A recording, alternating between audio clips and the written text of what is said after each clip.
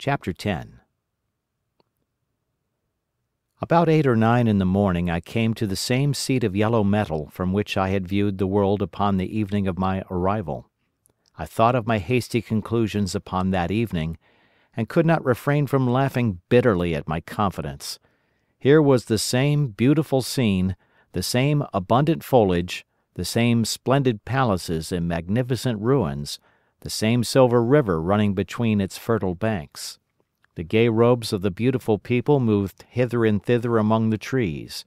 Some were bathing in exactly the place where I had saved Weena, and that suddenly gave me a keen stab of pain.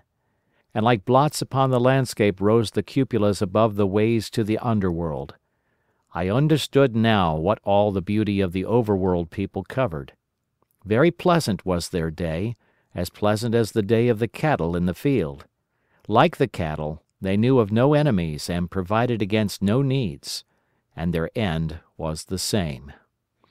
I grieved to think how brief the dream of the human intellect had been. It had committed suicide. It had set itself steadfastly towards comfort and ease, a balanced society with security and permanency as its watchword. It had attained its hopes. To come to this at last. Once, life and property must have reached almost absolute safety. The rich had been assured of his wealth and comfort, the toiler assured of his life and work. No doubt in that perfect world there had been no unemployed problem, no social question left unsolved, and a great quiet had followed. It is a law of nature we overlook, that intellectual versatility is the compensation for change, danger, and trouble. An animal perfectly in harmony with its environment is a perfect mechanism. Nature never appeals to intelligence until habit and instinct are useless. There is no intelligence where there is no change, and no need of change. Only those animals partake of intelligence that have to meet a huge variety of needs and dangers. So, as I see it, the upper world man had drifted towards his feeble prettiness, and the underworld to mere mechanical industry. But that perfect state had lacked one thing even for mechanical perfection: absolute permanency. Apparently as time went on, the feeding of the underworld, however it was effected, had become disjointed. Mother Necessity, who had been staved off for a few thousand years, came back again, and she began below.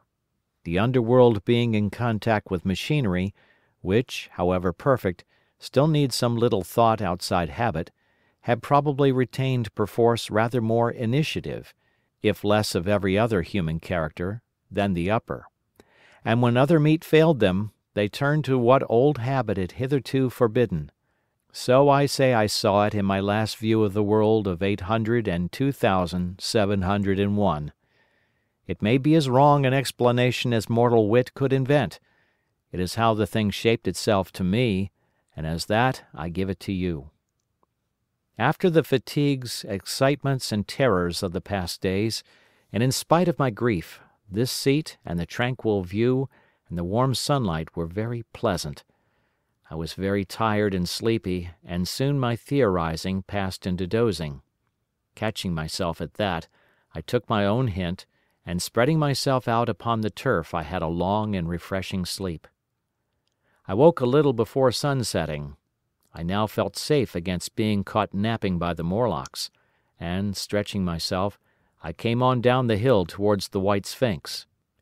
I had my crowbar in one hand, and the other hand played with the matches in my pocket. And now came a most unexpected thing. As I approached the pedestal of the Sphinx, I saw the bronze valves were open. They had slid down into grooves. At that I stopped short before them, hesitating to enter. Within was a small apartment, and on a raised place in the corner of this was the Time Machine. I had the small levers in my pocket. So here, after all my elaborate preparations for the siege of the White Sphinx, was a meek surrender. I threw my iron bar away, almost sorry not to use it. A sudden thought came into my head as I stooped towards the portal. For once, at least, I grasped the mental operations of the Morlocks. Suppressing a strong inclination to laugh, I stepped through the bronze frame and up to the time machine. I was surprised to find it had been carefully oiled and cleaned. I have suspected since that the Morlocks had even partially taken it to pieces while trying in their dim way to grasp its purpose. Now, as I stood and examined it, finding a pleasure in the mere touch of the contrivance, the thing I had expected happened. The bronze panels suddenly slid up and struck the frame with a clang. I was in the dark, trapped. So the Morlocks thought. At that I chuckled gleefully. I could already hear their murmuring laughter as they came towards me. Very calmly I tried to strike the match.